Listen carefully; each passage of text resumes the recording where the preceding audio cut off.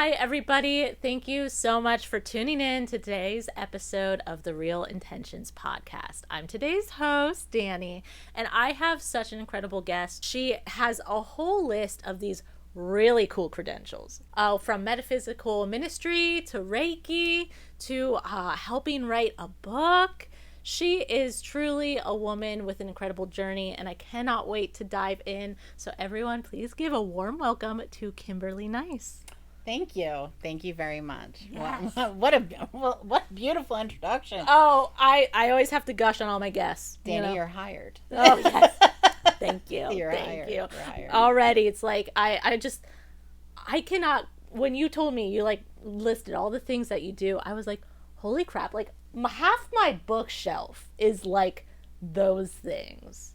Really, like, yeah, we'll have to like dive in. Yeah, we will. But we will. I have such an interest in metaphysics, in personal development, using like quantum mechanics and quantum levels of understanding to help change and grow as a person. That's such a thing I'm passionate about. So tell me, how did you end up here? How is this your journey right now? Well, it's very interesting, actually. You know, always considered myself a gifted child, a very strange kiddo, and my paternal Gifted and strange, seem to be just hand in hand. Yes. And my paternal grandfather was one of my best friends, and he always just encouraged my imaginative talk. And here I was channeling and saying that I was seeing like fairies and seeing the dead and all of that. And he would say, Kimmy, honey, you have such an incredible imagination. Oh, yes, and yes. Tell me about your imaginary friends and this and that. And then, you know, I got to be, I think it was about 5 years old. And I remember specifically I channeled his mother. So I just started speaking Swedish just off the cuff, and I don't speak Swedish. Yeah. And I remember him turning white. Yes. And then he didn't really want to hear about Kimmy's imaginary friends anymore. No, too spooky. Then he's like, okay, honey, we're just going to have Oreos and milk and we'll watch Sesame Street. Yeah, let's talk cartoons, please. Yeah. You know, so that really was the beginning of realizing that it almost behooved me to be more of a normie than authentically who I am. Yeah, people get scared of what they don't understand. Exactly. And especially when it is a child that hasn't been created and molded yet. It is such a pure essence. So when you see something that you cannot fathom, it goes against everything you believe to be true of this reality in such a small child, that will shake you. Oh, yeah. And then a lot of people do. They just prefer to either like tell themselves like, oh, that's the imagination, Yes. or that's that let's not talk about that. You know? Yeah. And it's really a shame because so many kids are these like indigo children. Yes. That like are so gifted. Right.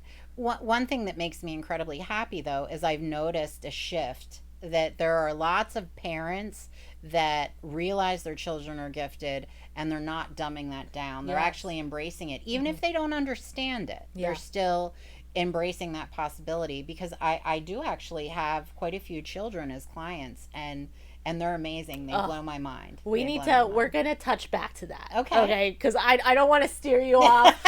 We've only gone to 5 years old, but like we got to get to that. We got to get to that. Okay. So you did. You kind of realized you had to shut down. Yes. And then school started, and I later found out ADHD big time. Yeah. I found that out by accident. My daughter is a learning support teacher, and as she was going through college, she was doing some homework and she was reading some stuff, and I was like, "Oh yeah, that's me." And she's like, "Mom, you have a learning disability?" And I said, "No." And she said, "Oh yeah, you just checked all these boxes, you know." And I always did learn differently. Yeah. And, you know, so between ADHD and seeing spirit and having a very open third eye and crown chakra, I really learned to mask very early on. And then my childhood was difficult. You know, I was raised by two very wounded individuals, and we'll just leave it at that. And there's been a lot of growth and change there, but my childhood and teenage years were difficult. Yeah. Were difficult. And then, life happened. I became a mother, freshly 20 years old, and just life be lifing. Right. Motherhood, especially when you are in your early 20s, because I became a mother at 22. You haven't quite figured out, first off, life. Okay. Like, just because you're technically an adult, you haven't figured out the patterns that life carries. The fact that there is always ebb and flow. There's always up and down. You kind of just think like, oh, I'm going to get up and I'm just going to be fine. And so then when you enter motherhood, such a turbulent, such a powerful, emotional, reflective time, then all of a sudden it's like, wow, I don't know myself. I don't know life. And now I have to teach another human how to know themselves and how to life. It is extremely it's a huge catalyst, I would say. Motherhood. Yeah, most definitely. And some of the really toxic and harmful habits that I picked up over my preteen and teenage years came to an abrupt ending, when I became pregnant at 19. So I'm grateful for that. I mean, I've said it a million times that I believe that my oldest saved my life. Yeah. So that was such a blessing. And I've also shared with my children many, many times, that two things can really exist as truth, two opposing forces. I did my very best as an uneducated, young, dare I say, unhinged mother. Yes. I did my very best, and my children had an incredibly traumatic childhood. All of that existed. All of that existed, But then fast forward really to 2008, 2009, somewhere in there, seeing spirit, my guides, the voices, became really loud for me again. And I was like, nope. And how old were you when this?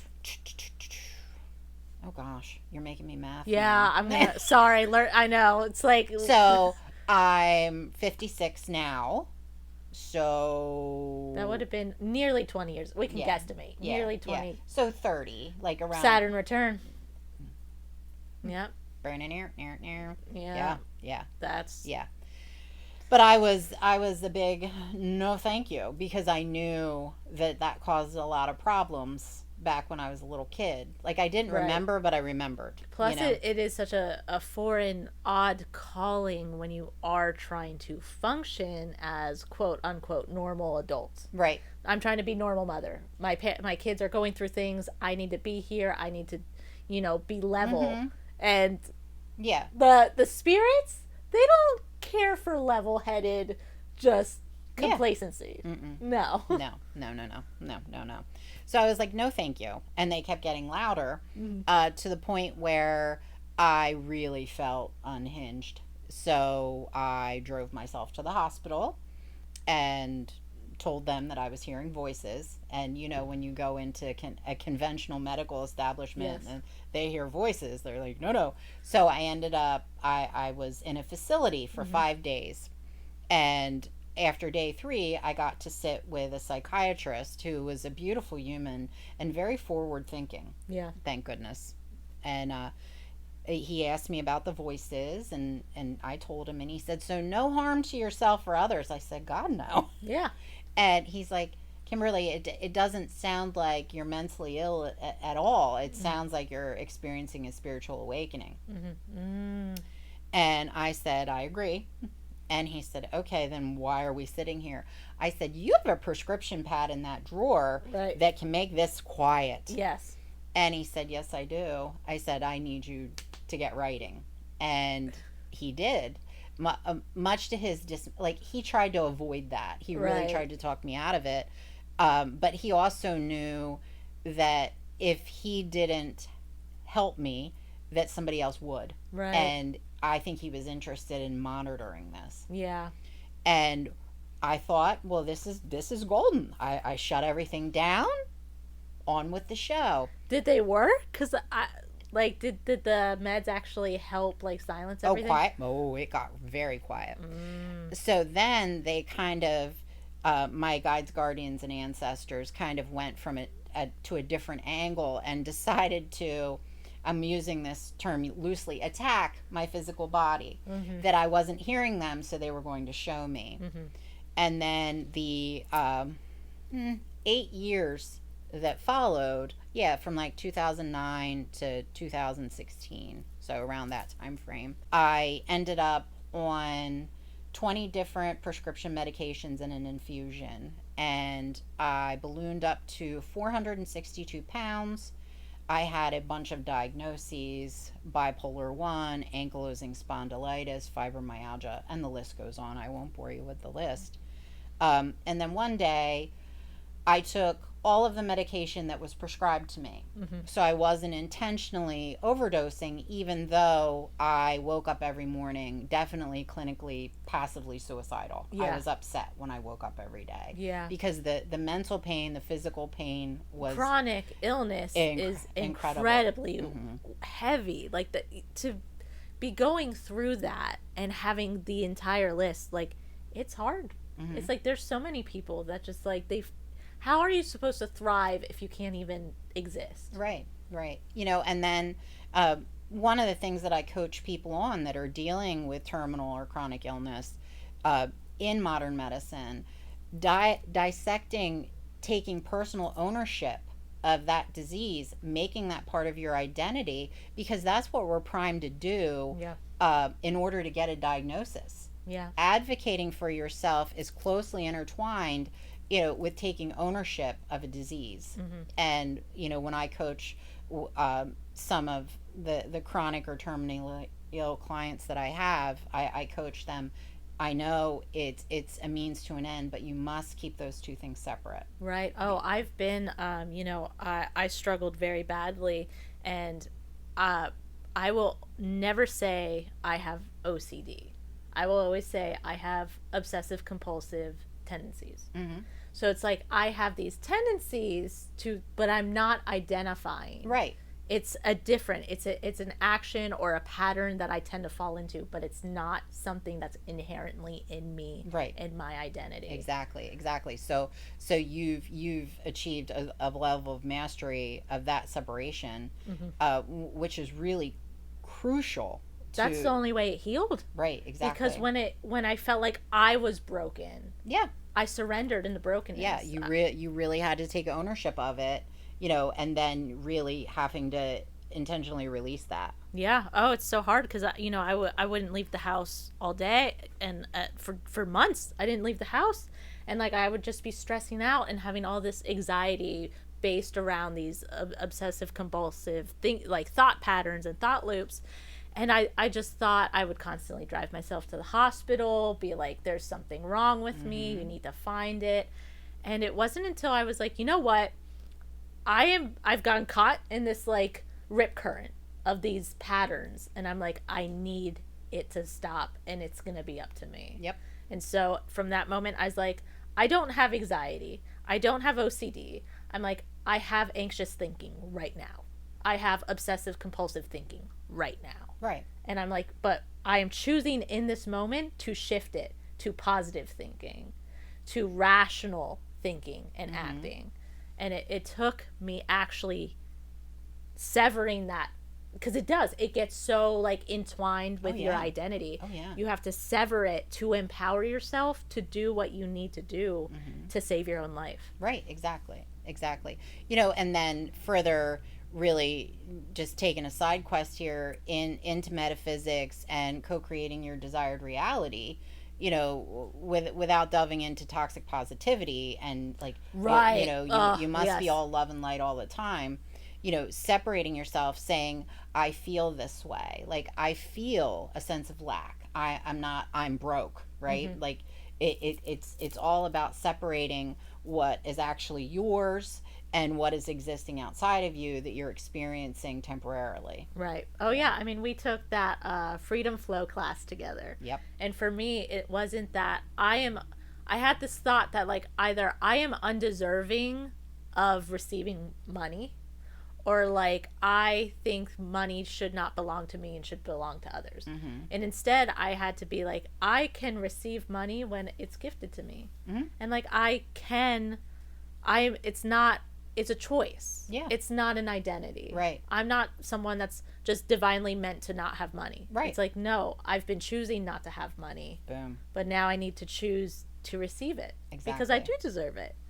Yeah, we shout out Jean, Freedom Whoop, whoop. Flow. Yes. Definitely look Freedom Flow up. Yes, we are co-flowing over here. Yes, now. co-flowing. Yes, Oh, yeah. I know. It was so funny because I needed a podcast guest. And then during that, I was like, you were like sitting near me. And I was like, oh, Kimberly would be amazing to have on my pod. And it was like the co-flow was going through. Yeah, exactly. And I was like, oh, that sounds like it would be a lot of fun. Oh, yeah. It would be a lot of fun. Yeah. I do like to tell my story because it empowers people. I've found that, through my experiences. But anyway. Yes. Fast forward then, lots of illness. Lots of in the pits of, lots of pills. I walked with either a walker or 2 canes, a lot of inflammation, arthritis, the ankylosing spondylitis, all of that. And then one day I took all of the medication that was prescribed to me for like pain and anxiety, and I ended up ODing. And I went through the tunnel. And I was sitting at a beautiful mahogany conference table, with both my grandmothers, who were both deceased. So I knew something was up. See, I went through the tunnel, but I hit a white ceiling, but then it went to black, and then I just came to again. I did not retain what happened after the tunnel. Gotcha. But I've been through that.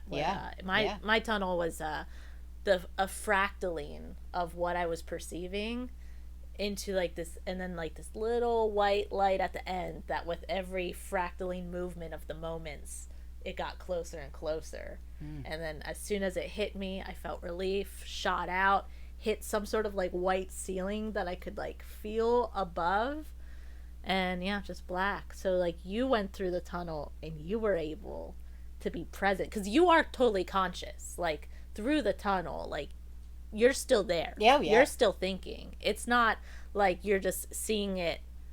You're there. You're a player in it. So you got to sit down and just. Oh yeah. Conversations. Oh yeah. And they started my life review, which was interesting, just a little bit of it, and then a door opened and this ball of light came through, a kind of holographic. A ball of light, but kind of a person. I'm not sure who that was, but handed my grandmother a manila folder. Oh. The folder opened, passed it over to my paternal grandmother, folder opened and closed, and then my paternal grandmother said to me, Kimmy, honey, you have to go back. Oh, amazing. And I said, This is comfy. I said, no. There's no pain. I said, I am not going back to that hellscape. Right. I'm like, no, absolutely not. And they were like, both of them put their hands across, and they said, honey, you have to. Oh. And defiant. I went defiant. I said, well, I got here once. I'll get here again. And then my maternal grandmother, Sylvia, looked at me and she said, you haven't felt how it feels to go back into your body yet, honey. Yeah. You won't be playing with this. Yeah. And I was like, I'm not going back. And they said, you have to. And then they said, if you decide to go back, we will show you beyond the curtain. And I said, tempting. I said, all right. I said, I'll say all right because I can tell that I don't have a choice. Yeah. I'm going back. So it's kind of like being in the doctor's office when you're little. You're going to get the shot. Yes. You can have a lollipop. Yeah. All right. So, but you're getting the shot. Right. And if you act a fool, then you get no lollipop and you get the shot. Right. So I was like, all right, I guess I'm going back. And I was just so over it. But another door opened. So it wasn't actually a curtain. It was a door that opened, and I very clearly remember seeing a meadow, and the light was just beautiful, and I felt this overwhelming unconditional love, And I remember zooming in on a flower, and I watched the flower regenerate. There was no death. It disappeared and then came back as a bud. Mm-hmm. And so I've held on to that there is no death. Yeah. There Just is no death. transformation. Yes, yeah. So, some people call that heaven, some people call that 5-6D, some people call it returning to source. It's all branches of the same tree. Yeah. So I got shoved back into my body. I kind of akin it to those sleeping bags that you stuff into a bag. Yeah. It was painful. I do not recommend that if you can avoid that. And then I was back and realized, that something had happened. I never left my bathroom floor. Nobody was really around. I think my ex-husband was in and out, but he just thought I was sleeping on the bathroom floor, which evidently wasn't unusual at that time. Yeah. Yeah, because I think I had come close quite a few times, if I'm being honest. And when you're chronically ill, the bathroom floor is the place to be. Yeah, honestly. exactly. In there. Exactly. So, gathered myself and kind of just came to the conclusion, that evidently I'm stuck here. So I guess I had better live. So I didn't know what that looked like. So I just kind of sat with it. And then one of my dear friends, still a ride or die to this day. Hi, Jen. I'm sure you'll watch this. She called me, and here's where it takes a weird, funny turn. She's like, Kim, what are you doing? I said, nothing. She said, nothing. Nothing. She said, just randomly died, came back. It's hung fine. out Nothing. with both my grandmothers. Yeah. Just sipping tea. She's like, saddle up, babe. We're going to a sex toy party. Love it. And I was like, I don't want to go to a sex toy party. She's like, my friend needs our support. Right, because the people sell them. We're going to this sex toy party. And I was like, okay. So off we went. And I'm a riot. Like, I'm funny. Like, right. If you meet 5 people that know me, 4 of them will say, oh my God, Kim is funny as hell. Like, right. And that is the atmosphere for that energy. Yeah. So I'm cracking jokes and just kind of like in it and very comfortable. Yeah. Very comfortable. I was a teenager in the 80s, so sexuality, we're comfortable. Yeah. And the demonstrator, she said, my goodness, Kim, you would be so good at this. And I was like, me? And she said, uh-huh. And my wheels started turning, because at this point, I hadn't worked in 8 years, because there was nothing. Like, I could wake up on a Tuesday and have a catastrophic pain day and be in bed for 4 days, or I could have 3 good weeks where I was out in the garden. We never knew. So I thought that could work, because I do know how to hold a room. Yeah. And I do know how to talk to people, and I'm funny. And if I was having a bad pain day, I just wouldn't work. Or if if it was strenuous, and then you make I your own needed 3 schedule. days off. Right, exactly. So I decided, yes, I would do it. And I was pretty good at it. And then my upline in this novelty company, she said, hey, I'm doing a woman's wellness retreat in the Smoky Mountains of Tennessee. It's a pretty large retreat. I'm going to need an assistant. All you have to do is throw in a couple bucks for your food, and you can take part in everything. And I said, a wellness retreat? I mean, don't get me wrong, I had made strides. I was down to walking with 1 cane rather than 2 canes, a walker, or just not walking at all. All of those things. But I didn't know what a chakra was. I didn't know what Reiki was. I didn't understand much of this woo-woo stuff, other than I knew, I feel like near-death experiences, they open the channels very subtly. So you still had things flowing within you that, whether it's the DMT or just those higher channels. Yep. So it's it does start integrating whether you're doing the work or not. Agreed. Yeah. Agreed. So I said yes. And I packed up for the ride to Tennessee, and I had my compression stockings on because I still had edema. And rather than a 2-gallon bag of prescriptions, I was down to a 1-gallon bag of prescriptions, and off I went.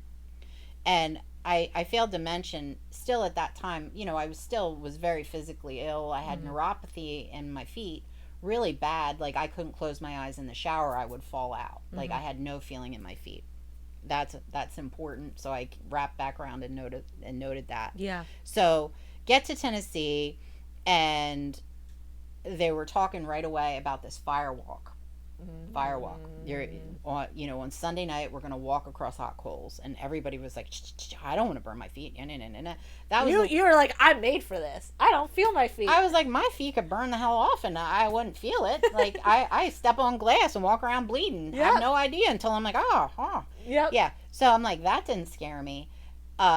Yoga, hiking, meditation, the soul gazing, looking at someone I didn't know in the eyes for a few minutes. Ew. Yeah.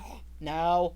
Yeah. So all of that made me really cringy. But walking on fire, pish off. Yeah. So got through the weekend, made some really cool friends, and then Sunday night came. And we made the fire, the wood. It was cedar, and it just smelled so beautiful. And we stacked the wood, and it was like a very spiritual experience. And then we watched the fire burn and watched them tend it down to the coals. And the shaman said, who would like to open the fire? And I raised my hand because I was like, no biggie. Yeah, you weren't scared of it. Yeah, no, not at all. And I stood up and I had my cane, and she said, oh, honey, you can't walk with the cane. The rubber bottom will melt and it'll be unsafe for other people to walk across the coals. Then I was scared. Then I had to face that fear, and I was standing in front of all of these people that I didn't really know well. Well, it's a physical and symbolic crutch. Yep. Right? Because this was your identity now. Yep. And so it's like, am I going to do this thing I wanted to do, I volunteered to do, but have to set this aside? Yep. Like, I'm well enough to not only walk, but walk on fire. Yes. So, I didn't come to all those beautiful, empowering conclusions. Hindsight's always 20/20. I was like, well, if I fall face first into this fire, I'll have some really cool scars. Yeah. And then I'll have a bigger story to tell. Yeah. So, I said, screw it. And I got up and I walked. I got halfway across the coal bed and I felt the warmth on my feet. Blew my mind. I got to the end of the coal bed. I stepped onto the grass and I felt it. Wow. And I collapsed into a pile and wept. And then I got up and I walked 7 more times. And I left my cane in the metal recycling dumpster in the Smoky Mountains of Tennessee. And I haven't used a cane since. And that was May of 2017. Yeah. Wow, you burned right through those old, crusted, rotted roots. Yep. And got regrounded. Yes, yeah. And weirdly, but really cool little factoid, I felt better, so I went back to work. And I was doing retail marketing and management up until 2008 when I became ill. And I went back and I ended up with this horrible sciatica. And right leg sciatica, I wasn't on the right path. I was off in the ditch. That's metaphysically what that meant. I didn't know that then. Yeah. But I ended up going to, a spinal surgeon, pain management doctor for a spinal block. Because at that point, I was off all of my prescription medications, including my infusion for ankylosing spondylitis. So I went, and he's like, I need an MRI before I would do a shot in your back. It didn't really know my history, evidently wasn't really paying attention to that. Yeah. So I had the MRI. I went in, for my consultation after that. And first thing I asked, I said, doctor, is this sciatica due to disease activity for the ankylosing spondylitis? And he had the glasses that have the magnet in the middle. And he went like this, and he looked at my MRI on the big screen. And he said, what ankylosing spondylitis? It's gone. And I said, the ankylosing spondylitis that I have, and that is, a genetic trait. Like, my mom has it, my aunt had it, my cousin had it, like my grandmother, as far back as the family Bible goes. I was nearly dying because of it, And he's like, you don't have ankylosing spondylitis. He said, you were misinformed. And I said, well, all due respect, sir. I said, I was a clinical research study participant to bring Humira on label for ankylosing spondylitis. I said the drug companies make damn sure you have the disease before they put you in the research study. I said, and I had to get an MRI every 4 months to prove disease activity. And he waved his nurse. He said, make her another appointment he said, use my numbers, don't bill it through insurance. And he looked at me, he said, bring me those discs. So I did, because I still had all the discs. And so basically, it was shown I no longer had ankylosing spondylitis. So I didn't have follow-up genetic study because nobody's paying for that. Right, but I have MRI proof that I had it, and now I don't. Yeah, sometimes you just gotta trust the miracle. Exactly. All right, you don't look at what a gift horse in the mouth. So. Yep. Yeah. So I literally, I don't have that anymore. So yeah. So I don't have that pain. I don't have that inflammation. And anymore. at this point, you're still not hip to like the vibes. No. But I needed to know what happened to me. I went back to work, but I started dabbling, to answer your question. Like, I took Reiki 1. I read a couple books. Yeah. I did. You knew there was some energetic healing that happened. Yeah. And then I went to my cousin, because she is a Reiki master, and we call it the family business now. And she said, you were on the wrong path, honey. That's what all this sciatica is all about. And I said, well, I don't know what I'm supposed to be doing. I'm like, I'm thriving. I'm back to work. She said, you're back to work full time doing something that you shouldn't be doing. She's like, you should be doing energy work full time. And I was like, what now? And she said, that's what you're supposed to be doing, Kim. And she said, you learned all of this stuff, because I was like a sponge, because I needed to know what happened to me. Yeah. And she's like, she said, it's almost silly to have all of that knowledge and be able to flow the energy that you flow and not share it. She's like, no offense to people, that run grocery stores, honey. We need them. She's like, but you're needed somewhere else, and your body is telling you that. And she's like, and we don't want you to go back down the route where you're not listening to your body. And I said, truth. Yeah. So that's how I got into this. So did she kind of lead you into like, okay, you can like metaphysical ministry? Like you just.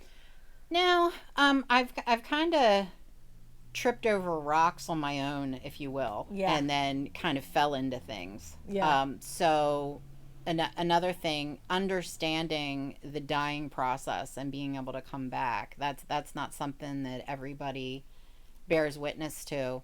And also some of the visuals I get, like as I've been honing the gifts, I see.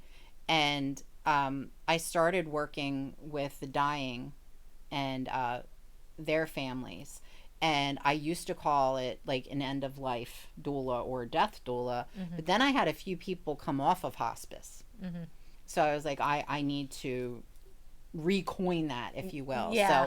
So I do advanced illness work. Yeah. And some of the things I see, that's helpful too. So I do that. I do, hands-on energy work. I'm a wedding officiant, but the metaphysical ministry, I was just curious. Yeah. I was curious about what God meant to me, what God meant to other people. Yeah. And that's. Yeah. That curiosity is such a powerful guide. It really is. Like truly, like you don't need to know what you're meant to do or what you're good at or whatever. Just let your curiosity lead the way. Yeah. And like that's how my entire faith has been, where I'm like, I'm curious, I want to learn about Hinduism and Christianity and Buddhism, and like even my partner, he's like, oh, I want to learn about Islam and Judaism and like all of this stuff. And it's like, let the curiosity be the guide. You are curious what happened to your body, and you just kind of let it take you, and that's incredible. Yeah. And that's been a theme, that curiosity. The curiosity that I had as a child, and it just kind of went to sleep for so many years, and now it's back. And a lot of the things I do, the why is to answer this childlike curiosity, and also very healing to the inner child, to be curious in a very playful way. Yeah. We really do, as humans, we've been conditioned as human adults to take ourselves a little bit too seriously. Oh, for sure. I mean, like, so much. I always have to remind myself, like, I'm usually miserable when I'm taking things too seriously. I can check in with my mental health and be like, okay, I need to just play. I need to laugh. Like, Yep. give me a friend that can like make me laugh so much that I like nearly piss my pants. Yep. Like, I need that. That is my medicine. Oh yeah. And it's like, it is such a shame that we are forced to like hustle and grow up so quick. And we are denied the youthfulness that theoretically we should be carrying. Just because our bodies age does not mean we have to lose our youthfulness. So true. And it's like, we have to carry that. We have to keep it. Yep. That's incredible. Yeah. I love that you have receipts, like medical receipts. Yeah. And like, that's awesome. I know. It's pretty cool. It's pretty cool. Yeah. And, you know, just bringing that into balance. Because, of course, as we all do, the pendulum swings. Yes. And I went from being so steeped in modern medicine and outsourcing all of my healing to swinging all the way over here. So I'm like, Dr. Schmachter, I'm not going back. I'm not, you know, I could be near death with a cold. No, I'm not taking any of that. It's kind of crazy that you did have at least two, from the sounds of it, two doctors that really, they didn't see you as a patient. They saw you as a person. Whether that first one that was like, I think you're just having a spiritual awakening, or the second one that was like, he was curious. He was like, let's look into this case. Oh yeah. That's like, you were, everything aligned so perfectly for you to find yourself again. How did everyone around you react? Because you witnessed your own miracle, but everyone else had to. And now it was a pattern in your childhood that when people witnessed the complex, mysterious things, that they kind of shut away. Did you lose people through the process? Did you help people awaken around you? Well, it was strange in my nuclear family. You know, my two children and my husband at the time. Very strange for them. And, you know, I don't blame them for having a weird reaction, like mom and her woo-woo. Right. You know? And my ex-husband was like, okay, but how is this going to pay the bills? And I'm like, I don't know. Yeah. I don't know. I was told this is what I'm supposed to be doing, and this is what I'm supposed to be doing. You know, it kind of like Joseph is walking with Mary and the donkey, and this is what I'm supposed to be doing. Yeah. I don't know. You know, to have that lack of understanding, but faith to move forward on a path. You know, yeah. But it was strange for my family. You know, my children really wanted me. They were happy that I was healing. They were happy that they didn't have to worry whether mommy was going to be alive tomorrow. Right. But then there was this strange, wonky, like hippie mommy that they. Right. It was like I was getting the side eye either way. It was just a different kind of side eye. Right. And it's like, people will see, like, you know, I have friends that, like, I've been friends with before my awakening, and they saw how my life did a 180. They saw how my state of happiness, my state of being just got so much better. But it does, just like, they kind of are like, well, that's just some woo-woo, though. Like, and it's like, no, we have to acknowledge this. Like, right. There's so many people that have these spiritual awakenings and their lives change fundamentally. I mean, even just alcoholics in AA, you know? They are alcoholics, and then AA is very faith-based. And that faith, whether it's, you know, more of a Christian one or whatever, or more like a loose spiritual one, it changes lives. And that goes to show that there are energies. Oh, sure. And that when you channel these divine higher states of like just thinking or being, it will manifest in the physical. And then your physical will then manifest in your life and like what you do and how you act. And exactly. But, you know, and beautiful segue talking about, you know, addiction, Alcoholics Anonymous. You know, there are some people, when an alcoholic decides to get sober, that, you know, it triggers people because it makes them look at their own healing or their own brokenness, you know, and things like that. And I found and I'm very sensitive, and I realized back then, in 2017, 2018, that I had a lot of codependent relationships. Mm-hmm. And the way I was, the status quo, was necessary to remain for other people to remain the way they were. Mm-hmm. And not taking that personally. Yeah. When just me being in the room would cause people discomfort. Yeah. I took that very personally, and that was something, it took me a long while to graduate through, to not take it personally, to realize that, healing is a catalyst. Oh yeah, it's hard. When I had my spiritual awakening, when you first have it, you don't quite learn how to walk the line sometimes. And so, I would just be like spewing and preaching and channeling to just about anyone, about anything. And not everyone was really consenting to receive. You know what I mean? Or consenting to be read. Right, exactly. I actually just talked on Dylan and I's last episode where I had a habit in gossip rooted in my need to analyze people, because as a child I needed to analyze my surroundings because my childhood was dysfunctional and my family was unstable. So I had to learn from an early age to read people. And so then I did become someone that could read behavioral patterns and kind of understand the predictabilities and the emotions and the variables. And then, sometimes I would say it to people very, and then even with the gossiping, someone would be like, oh, why is Jane acting like that? And I'd be like, well, Jane's going through this, this, and this. But it's like, hey, I shouldn't be talking about Jane's business at all, even if it is for trying to understand. Exactly. And it's like, it is when you are so aware and you're so awake and you're so embodied, the people that aren't can get kind of rubbed wrong by it. Yeah. And then looking at the other side of that, because we were conditioned around ego death too, ego death and toxic positivity, all of the things.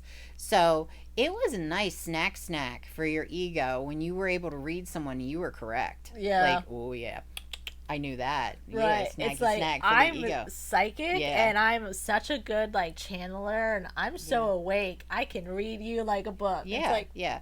And now we've come to realize, as we've walked the walk, that was our trauma driving the bus. Like that was our hypervigilance and hyper awareness.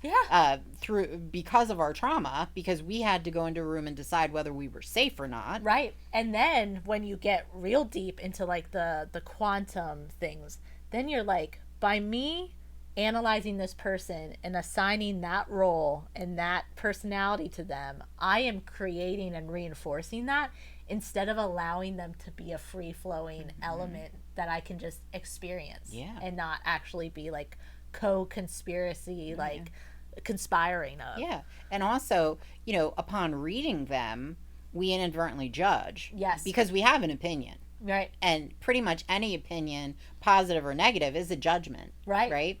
Yeah. So then that's another thing that I really sat with for a long time, because I'm like, I'm judging that because there is kernels of truth of that in me. Yes. So then every time now that I'm in judgment, because we all are, because we're having a human experience, and we're in 4D, which is judgment, but I digress. I'm like, oh, where does that live in me? Right. Which goes back to the childlike curiosity, which is really interesting. Yeah. Oh, curiosity will lead you, because when you are curious, you're curious about your own thinking. And when you do recognize those patterns of I'm judging this person, but I do that also, so why am I judging them and liking them less because of that? And it's so funny. I call myself out in real time, where it's just I'll be like, oh, Susie shouldn't be doing that, and then I'm like, why shouldn't Susie do that? I've done that. And then I'm like, why am I doing this? And it's instant feedback of okay, I need to stop. And it's thank goodness for self-awareness. Exactly. And I do think a lot of healing comes from I say it on my platform a lot. You need to become mindful before you do anything else, because healing is so based on how honest you are within yourself. And it's tough. It's like, and that's where I think when in mainstream thoughts, they're always like, oh, you should just meditate. Like, just sit down and meditate and that will change your life. But that's kind of like, that's more of the act. The intention is to become mindful. Because you can meditate all the time, but if you're not actually cultivating that mindfulness outside of the meditation practice, you're just going to continue letting your bullshit run you. Correct. You have to embody that mindfulness and that awareness so that you can then call yourself out on your bullshit. Yes. Figure out how to divide what's the identity and what's just a circumstance. And you need to be aware. Exactly. So aware. And also just touching on meditation and the act of meditation and how we've been conditioned to even make that pass fail, some of us. Yes. I talk about that an awful lot. And I'm like, my meditation is much different. Like my cousin that I was talking about, that we're in the family business together, she runs like a gazelle. That is her meditation. Yes. If she is charged to sit crisscross applesauce for more than 3 minutes, she'll go absolutely bonkers. She can't do it. But when she's running like a gazelle, she is clear. The working meditations. Yes. Now, for me, I sit down. The way I pray, meditate, I'll plunk down at my altar. And I'll say, what do you got for me? Or I'll say, this is crap. That's how I pray. My prayer is a conversation. Right. And same with me. And I always let it be funny. I let it be crude. And like, I always kind of like, Dylan always gives me like a side eye. Because I'll like say some things. And he's just like, you probably shouldn't be like talking about like Christ and Krishna like that. And I'm like, oh, they're with it. Oh, yeah. They like it. They like someone that treats them like a human. Yes. They were. Yes. We're all human and we're also all divine. Yes, exactly. And if we take that a step further, Krishna, Christ are just versions of us too, because we're all source energy, and we're all the same. We're all consciousness. We are. We just chose costumes this time around, the different meat suits. That's all. That's all there is to it. Yeah. So, to your point, the irreverence sometimes of our prayers or meditations, if you will, profanity. Yeah. That's very taboo. A lot of people, what do you mean? Like you F-bombed at your altar, like in front of your crucifix and your great grandmother's rosary, and your aunt, all of the things. And I'm like, I know very clearly because I've asked. I'm like, does that offend y'all? Because I don't want to like offend anybody. This is just how I talk. And they're like, no. That's where you're impassioned. So whether you're being silly and you cuss, or you're mad and you cuss, or you're sad, whatever it is, to the angelics and the guides, guardians, and ancestors, it almost looks like fireworks because it's a very impassioned expression. I always get the feeling that they like it, like they're entertained by it. Oh yeah, because it's like it's that spiritfulness. Yeah, it is. It's not just like, oh, I'm just gonna read my prayer, read my mantras, and just not. It's like, no, it's like, guides, you need to know about this that just happened today. Okay, like this shit is crazy. And it's like I literally give them the tea, literally, and like metaphorically. It's like, here's the tea, guys. This is what's happening. And I feel like they like it. It does. I think it just the formalities. It's like, it's the same as when someone goes up to me in a store and they're just like, oh, do you need help, ma'am? Or then someone else will go, girl, like, this place is a mess. Do you need a help with something? It's like, yeah, I like when it's human on human. Well, yeah, because it's authentic. Right. And as we progress and evolve, we're realizing how vital authenticity is. Right. Because, we've been trying to, like, let's say organized religion, we're trying to conform. Right.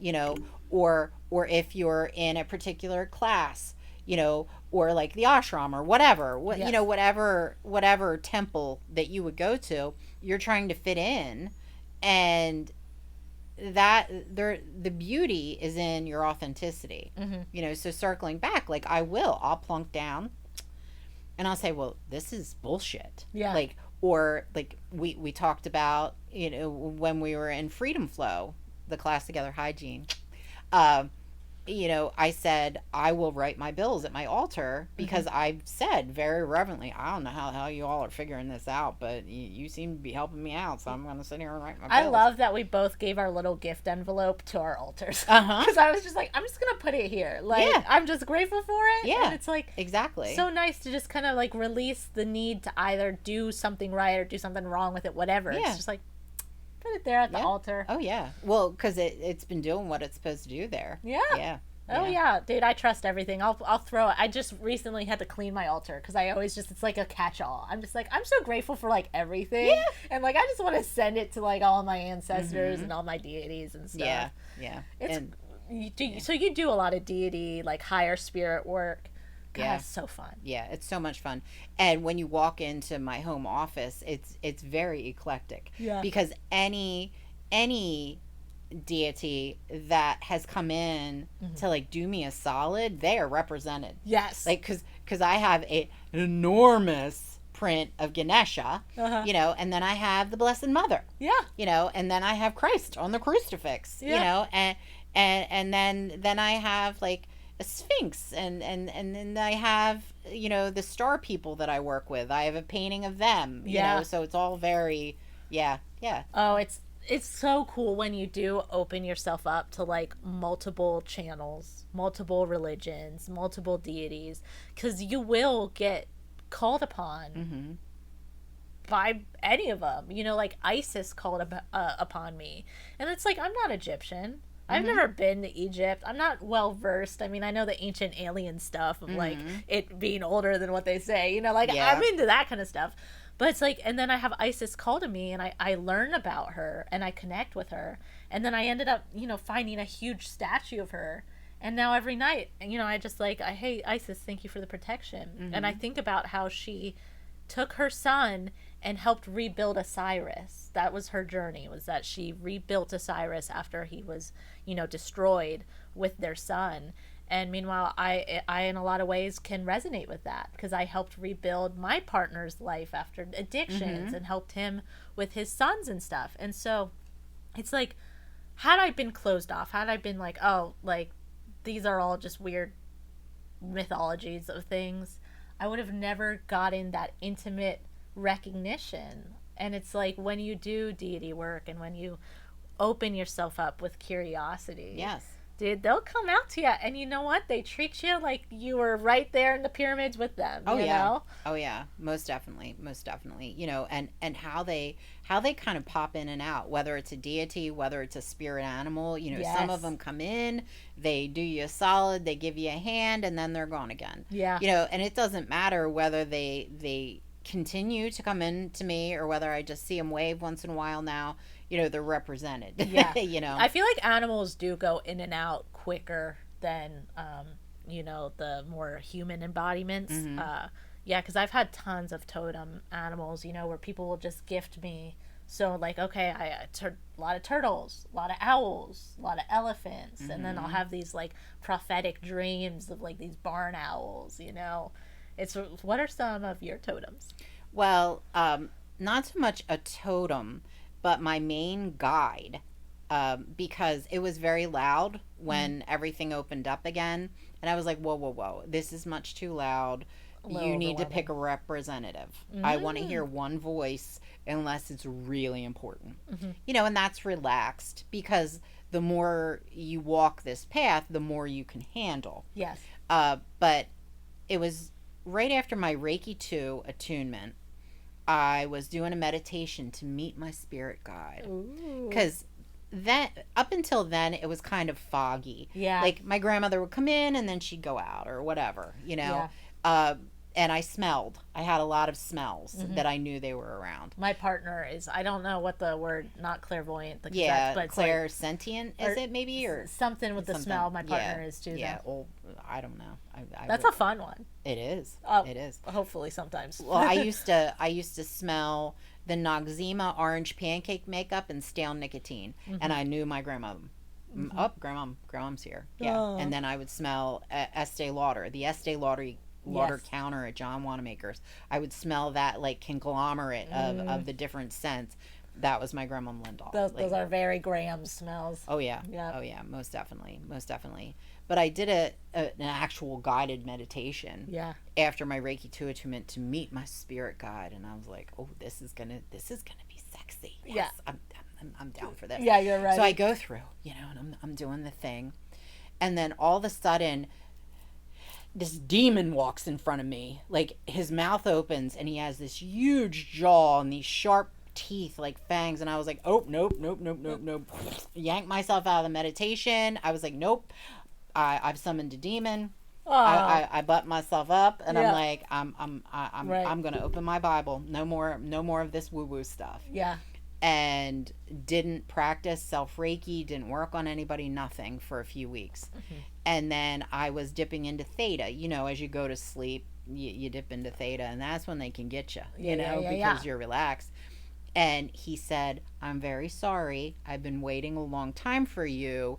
You woke me from a slumber," and I yawned. Yeah. So my main guide, his name is True. He's a thylacine. He's a Tasmanian tiger. I was about to say, there's tons of like wolf-like creatures, or like there's like tons of different ones that they do look a little spooky. Oh yeah. Like you get a hyena opening its mouth, like yeah. And once I realized like who he was, what he was, I did a deep dive, and they have incredibly large jaws, and they're extinct, although he says they're just multidimensional and well hidden, which I'm like, that's fine. I'm not going to argue semantics with you. Right. Yeah, but ever since then, he's been the one voice, my sidekick, the whole 9 yards. Yeah. So 9 times out of 10, I'm hearing a very sarcastic Australian accent in my head. I love that. With the messages and I stuff. love yes. that. And he's incredibly irreverent and sarcastic, and will see a rock, and rather than warn me, let me trip and fall, because he realizes that I need that experience, and he'll get a good laugh. Yeah. Oh, yeah.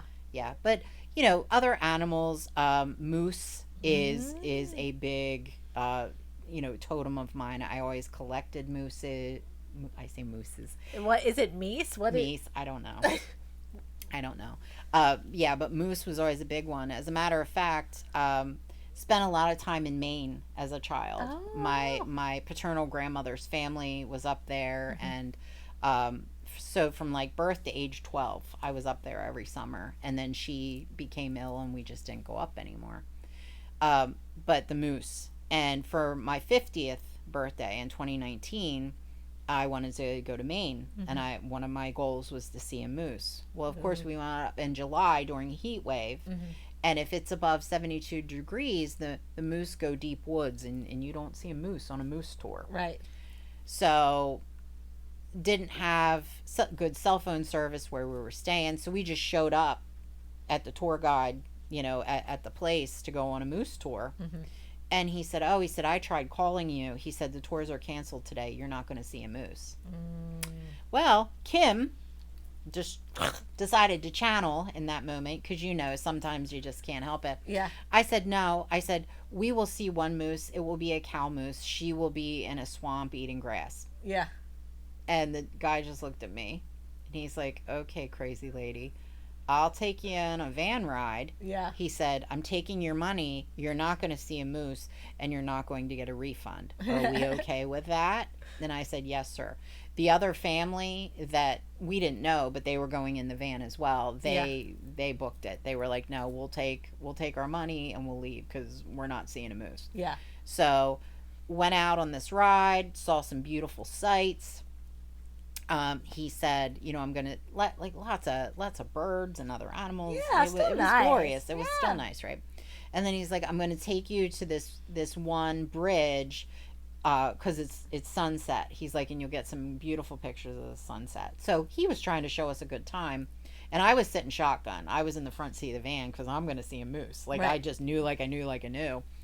And we pull up on this bridge, and I'm looking at the sunset, and I hear him say, "Well, I'll be damned." And I said, "What?" And he pointed, and there was a cow moose, like, in the swamp eating grass. And we all got out, and we were able to get so close to her because she was in the swamp. We were on the other side of the Yeah. guardrail. It would have taken an act of God for her to charge us. So normally, you can't get that close to a moose because they will come for you. Oh yeah, yeah. Yeah, because they're wild animals. Yeah. Which I will probably end my life in this meat suit trying to pet something that I shouldn't pet. Oh, I know so many like animals. Like I've been really connected with like jaguars recently, and it's like I see videos of people like the ones that are in captivity that are cool with it. Just snuggling. They're so big. They're like so muscular. Oh gosh, love jaguars. But they're cute little feet. I mean, they're not little, but the feet. They could be as big as this room, and they're still little paws. They're still little paws. Yeah, but that's when the claws are retracted, and they're just these cute little fuzzy stuffed animal hands, and then they rake your face, and you're gone. Yeah, right? Yeah, I would go happily. Or a bear. Yeah. Oh, bears. Oh, they're so beautiful. They're so beautiful. They're just so beautiful, and I'd be.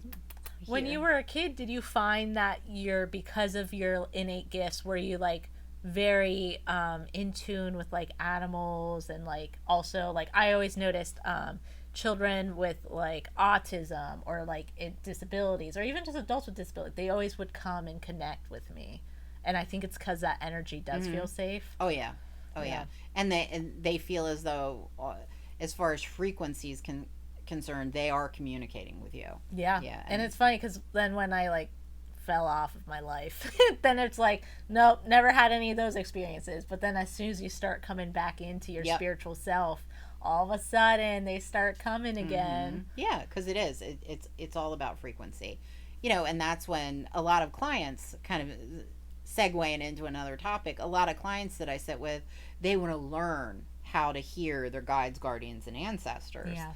And I'm like, they're always communicating with you, always, always, always. So it's not a class that you can take on connecting, or a meditation on connecting, with your guides, guardians, and ancestors. It's all about frequency. Tuning in. So as soon as you vibrate to a level where they can connect with you and you with them, it's on. Yeah, and even just like the awareness to know that it's not always going to be just a voice in your head.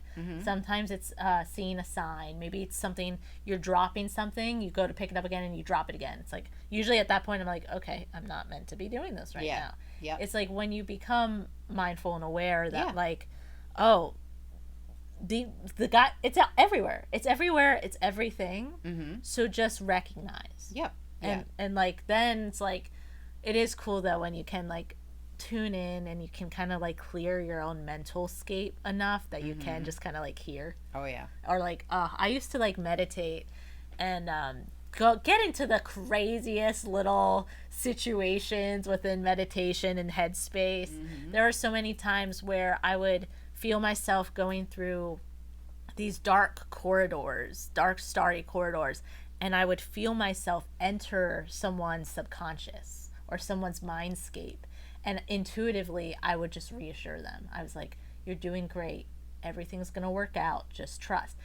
I wasn't like, oh, what should I say to this person? It was just intuitive, like, okay, in this meditation right now, I'm meant to be attending someone, and like I could almost feel the distance of where I was with the energy, but just like working with it. And like when you were telling me about being like a death doula, or just like helping people with like terminal illness, I used to meditate a lot, and I would remember ushering people to like the next life in like this astral realm. And it's like I wouldn't necessarily know them, but I would just like be like telling them like, hey, everything's all right, you did great, like we're gonna go over here and you're gonna see some people that and like it's gonna be comfortable, and I know that you're trusting this. And like I would just like, through these meditations and like these spiritual experiences, you do fall into roles that like you just know. You just know how to do them, and you just know how to feel them, and you just like, I'm sure you probably, because you seem very much also of that nature, where like you can just tap into a lot of different roles and worlds. Yeah, yeah. Which is cool that you've kind of now embodied that in a physical sense too, where now you actually do like have all of these. So you're doing it astrally and like in the upper dimensions, but also in the physical world. And that's alignment, baby. Oh, yeah. That's where it is. Oh, yeah. Oh, yeah. Oh, yeah. You know, and it feels amazing. It feels amazing. And really coaching people on how simple it can be. Yeah. Right? Because, well, and you know, because you've walked this path for a while, it was like this false gauntlet that you had to walk through. Like, and just whether it be certifications or, you know, ways of believing or ways of action, all of that. And sometimes it's so simple that people can't believe it's actually that simple. You know, case in point, I educate a lot of people on communicating in the quantum higher self to higher self with another individual. Like if a mother is having problems with her teenage son, like perfect example of something that actually, you know, one of my clients was like, right. Yeah, because she's like, I can't get this boy out of bed. I can't get him to go to school. He's truant. We have court case, you know, all the things. And I'm like, okay, I'm going to have you communicate with him in the quantum. And she's like, what now? Yeah. What? Yeah, and I'm gonna backpedal a little bit, because how I learned about it, I was taking an online shamanism course. This beautiful Australian woman, Sharon Rammel, I just continue to adore her. And one of the things she taught us was when we were feeling some type of way, whether it's sad, angry, whatever, out of alignment, if you will, that there was a crystalline pyramid that we could go through meditation, and we could sit there. And I'd never spoken to her, not even through Messenger. A lot of her classes were self-taught videos, and then she would have like online Zoom calls and stuff, but never face-to-face or even individual message. And I was really feeling forlorn. Like I was really feeling like sad, lost, angsty. So I decided basically to go cry in the crystalline temple. Yeah. She messaged me. She's like, Kim, I saw you in the crystalline temple. You look upset. Are you okay? And I was like, oh, like floored me. They're shared spaces. To the point where I had to sit with that. Like I didn't even tell anybody that happened to me. And I just kind of put it in my back pocket. And then it just really started to need to come out of my pocket and be a gift, that education that I shared with clients. And one in particular that really got me started on this, I was sitting with one of the I won't give details, but a very gifted surgeon. And she would always schedule through email, rarely heard from her through text or phone call. And she came and sat with me and said, I don't want to practice medicine anymore. I can't practice in the parameters that I want to practice. You know, basically the healthcare system's turning into garbage, and I really don't want to be a part of it. Yeah. So I told her that she should try communicating with her patients in the quantum.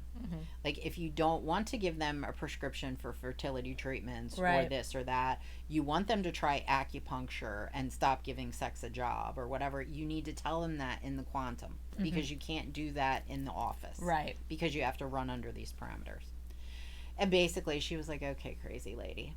But evidently I planted that seed, because I was with a client, and for some reason I didn't have my phone on Do Not Disturb, and my phone rang, and it was her, and she never called me. And I excused myself and told my client I needed to take that call. And I said, hey, what's up? And she's like, Kim. She's like, it worked. She's like, sorry about the echo. I'm on the toilet.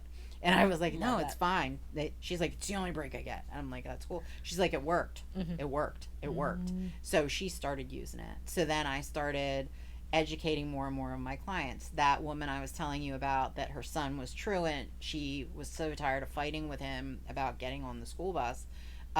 She talked to him on the way home in her car. She talked to him in the quantum. And he got up and got on the bus the next day. And then he got up the next day, his friend picked him up, and he started going to school because they were communicating higher self to higher self. Yeah, because like sometimes the human gets in the way. It does. The human gets in the way when you connect spirit to spirit, you know, even just with the intention. And like there's a practice, do you know what it's called? It's like Ho'oponopono. Oh, yeah. I always butcher it, but oh, yes. Yes, where it's like you I'm sorry, I love you, thank you. Please forgive me. Please, yes. And where that allows the connections to then, because it almost, like to me, it's almost like that karmic like clearing. Where it's like, all right, I am clearing everything. I'm reconnecting to you, your higher self, and we're going to make this right. Yeah. And then I feel like that is always like a good little like the first step, and then it's like you can really try to like send people what they need. Oh yeah I've you know, and then it's like I always wrestle between those things and then also the Buddhist, everything is as it should be. And so it's like you don't actually have to save people, and like so it's like funny because the deeper you get with spirituality, the more kind of paradoxical it gets, but you just accept it. It's like, you know what, I will spend my whole life being of service and helping and being, but I also know it doesn't actually need my help. Yep. Yeah. And that, you know, that's, you decide how much food you actually want to give your ego. Yeah. You know, in that point, because I love my ego. She kept me so safe. Egos are important. And she deserves a seat at my table. Yes. Like, but she does not get to drive my bus anymore. No. Because her and I have gotten into some serious shit, like when she drives. So I'm like, no. So you sit in the back, I will drive. But let me tell you, in a hot second, she's shotgun. Yeah. So which I love. Yeah. You know, because that gives me a comfort. Yeah. Right. You know. So egos protect us.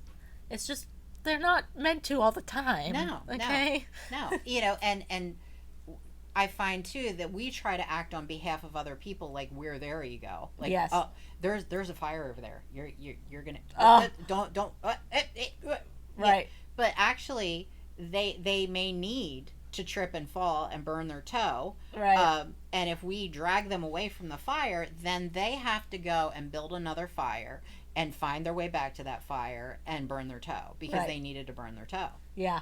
You know, so getting out of our own way is step one, getting out of other people's way and allowing them to have their experience and just offer unconditional love and compassion. Right.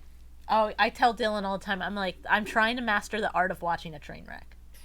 And it's like, that's my current thing. It's like, I have to master just like being there, but watching it. Yeah. And just understanding that those tracks aren't moving. The train can't go anywhere.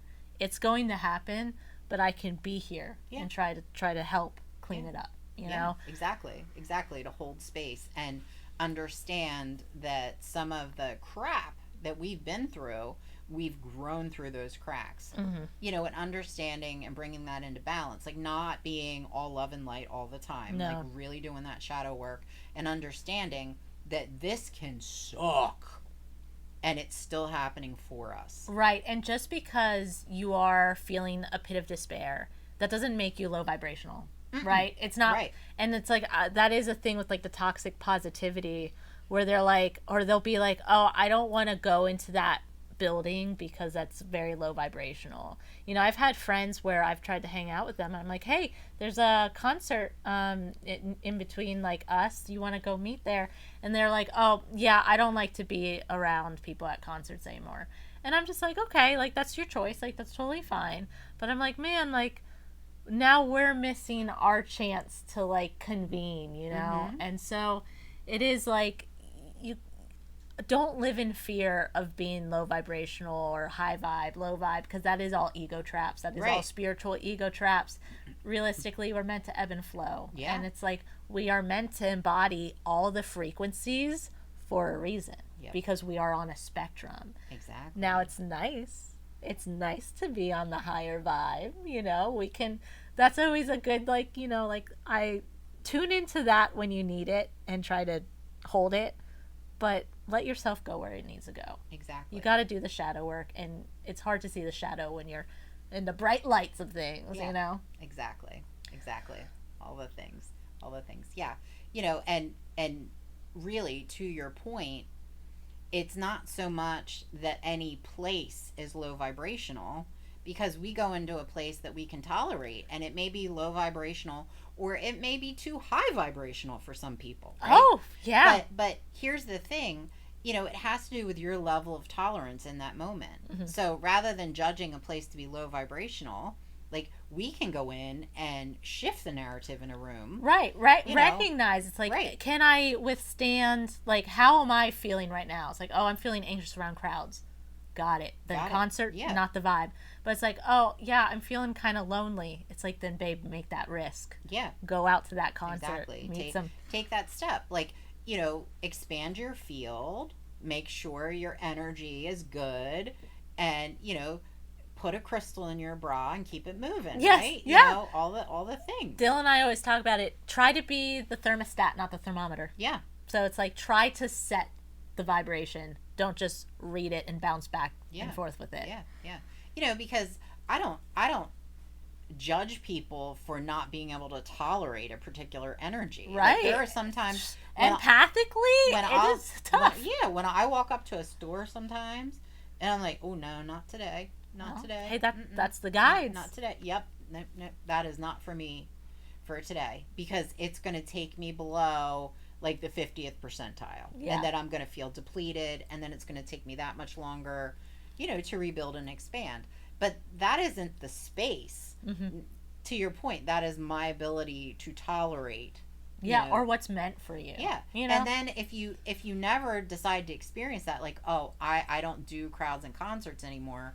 Okay, well then your ability, to stand in that energy becomes atrophied. Mm-hmm. And that's also where you have to take into account identity. And that's, again, it's like, are you a person that doesn't do concerts and crowds anymore? Or are you just choosing that you don't want to be in a crowd or a concert right now? Yeah, exactly. And full circle. It's funny. It's all intertwined. There's so many variables to everything, but it is simple. Yeah. Because if you are aware and you're receptive and curious, you can figure it out. Exactly. There's always going to be a way. You're always going to get through it. So you might as well just trust it. Yeah. And get a little interested in it. Yes. Well, thank you, Kim, so much for coming. If people want to work with you, where can they find you? If people want to work with me, you can call me. You can message me on social media. I'm Gentle Arrow Energy Healing on Facebook. You can also look me up under Kimberly Nice. My home office is in Greenfields, Pennsylvania, but by the end of May, beginning of June, I'm actually moving into a collaborative space over on the Mintleaf property on Lysick Bridge Road. I'll be in the farmhouse there. Wow, congratulations. Yes, thank big you. things happening for you. Yes, big things happening. Awesome. Well, thank you so much. You are seriously an inspiration. Oh, well, thank you. Such a cool story. Thank you so much. I honor your journey. I'm so grateful that you could come here and share it, and we can chit chat. Yeah, it was a pleasure to sit with you. Oh today. yeah, Thank you. we'll have to start like telepathically trying to hang out, and then when I see you, I'm gonna be like, Kim, like, did you see I sent you an image of a celery stick? It'll be like, yeah, I saw that. Real niche stuff, Yeah. That's like the silly, fun stuff. But I appreciate you so much. I think you're doing incredible work for this world, astrally, physically. I'm so glad you're here. I'm so glad that your Grams forced you at that conference table to come back. Yep. Thank you, guys. Thank you, ladies. I appreciate that. We need you here. Oh, well, thank you. And thank you, guys. I hope that you have had a great time listening. Please know that you are worthy. You are capable of healing. You do not need to feel trapped in your circumstances. Life is worth it, and you deserve to create the life that you exist for. Thank you so much. So have true. a great day. Bye. Bye.